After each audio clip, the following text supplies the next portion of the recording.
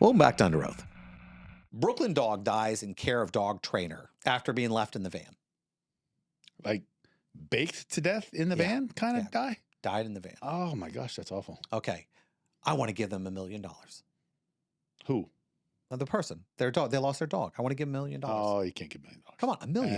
I I suffer. I love my pets. It's not a kid. I love my pets. It's not a They're kid. everything to me. It's my baby. I not a kiss him kid. right on the mouth. You, you see it all the time. He sleeps with me 15 years of my life. It's my service animal. I love them. I love them. I love them. I want $1 million.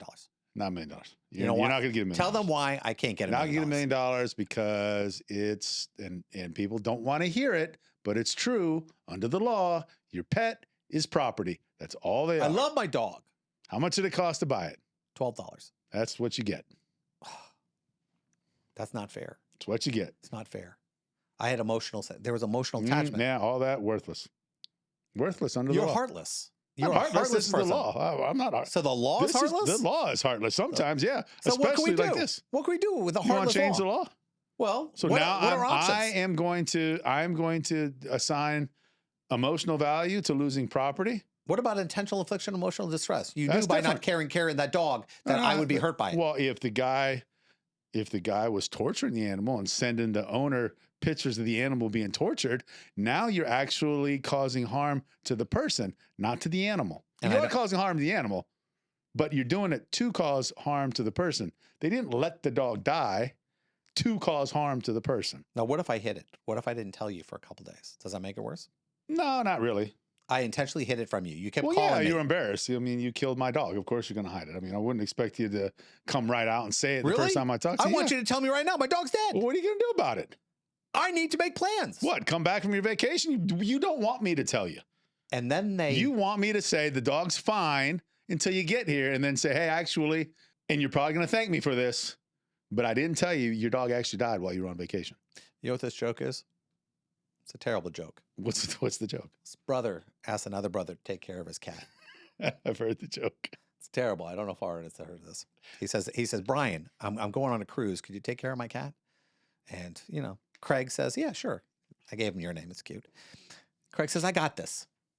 Brian calls him up on the first day and he goes, hey, Craig, how's Mitzi? He goes, yeah, Mitzi died. What? He goes, yeah, Mitzi went on the roof, fell off. She's dead. He goes, you don't tell me like that. He goes, how should I have done it? He goes, on the first day I called, you should have said, yeah, Mitzi got out. I'm trying to find her. Next day, she's on the roof. She won't come off. Third day, she fell off the roof. She's in the hospital. Hopefully everyone goes. Fourth day, it's cut and dry. We're not sure how it's going to go. We got this. On the fifth day, Mitzi died. And he goes, yeah, that makes sense. I should have done that to you. And he goes, and right then Brian goes, how's mom? Oh, she's on the roof. It's funny. It's funny. You see, point is, I get that you want to, but once I know you've been lying to me the whole time, If I want to find out. my grooming service or my pet setting service and you're on vacation and your dog dies the first day you leave, why should I tell you? But he's not on vacation. You can't do But anything he's about not it. on vacation. You can't do anything about it. No matter me telling you the truth or not is not going to bring the dog back. The dog's dead. Doesn't it create unnecessary suffering if I'm worried? No, if no, I'm it worried? actually creates, In your opinion, it creates more of a peace of mind. You didn't suffer as much. you would have liked that. But I might not like that. I might not feel the way you feel. Yeah, if my dog dies, Jeff, in the future, if I leave my animals with you and they die, don't tell me till I get back. If I'm on vacation, there's nothing I can do about it. See, that's the Tell great. me everything's fine until I get back. That's the greatest thing about our relationship. There is zero chance of that ever happening because I would never want your dog. That's true. I don't want that. I had a friend of mine. I was supposed to go on vacation with him. And he goes, at the last minute, he got sick. He got COVID. I felt bad. He goes, hey, could you go anyway and make sure my daughters are okay? That's a bad 80s movie right about to blow up in my face. That is a bad 80s movie. His daughter, how old were his daughters? They were teenagers. And you Crazy. still went? Thought I was being a good friend. And I realized you were now I'm out an of idiot. your mind. I know. That's why I would never That watch your could have dogs. that could have broke really bad. And I learned from it. I will never You offer my traveled internationally with minors? Mexico. Yeah.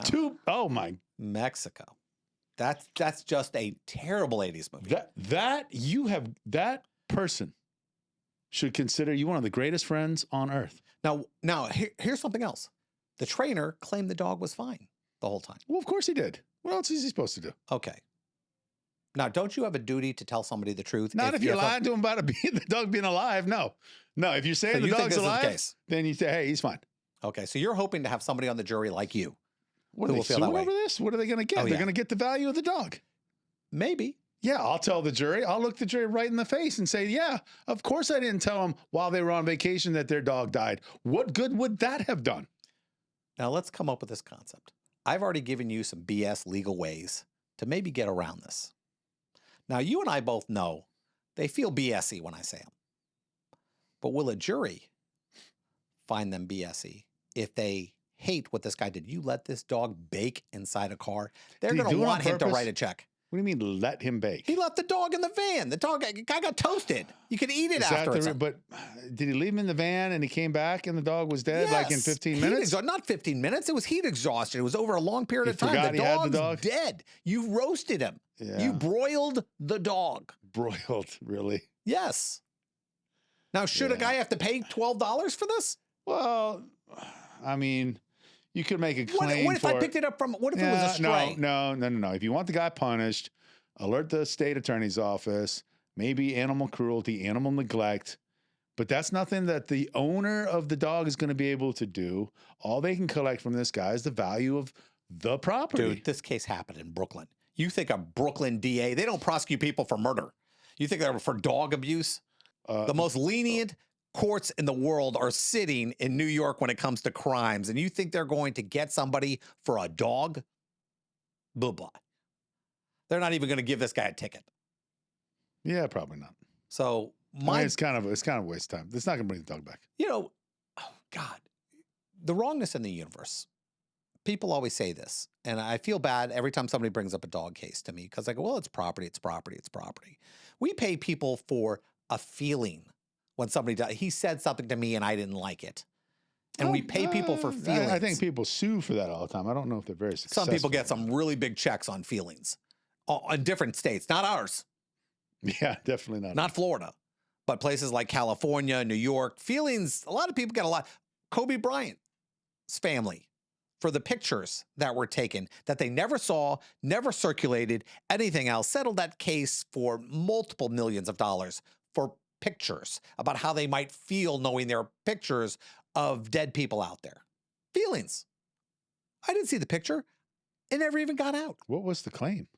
The claim was emotional distress. They were claiming that their privacy, a bunch of other issues, and the city forked out a stupid. Oh, is this payment. California? Yes. Oh, well, they just give money. But that's a feeling, They hand out money like it's candy. I can't get paid for Ralphie that got killed in this guy's van, but my feelings over a picture that never got No. circulated? No, it's not that you can't get paid, but you can only get paid the value of the property that That's you what I'm lost. saying. Yeah. You know this. You would give the same advice if somebody came to I you don't and have to said, like it.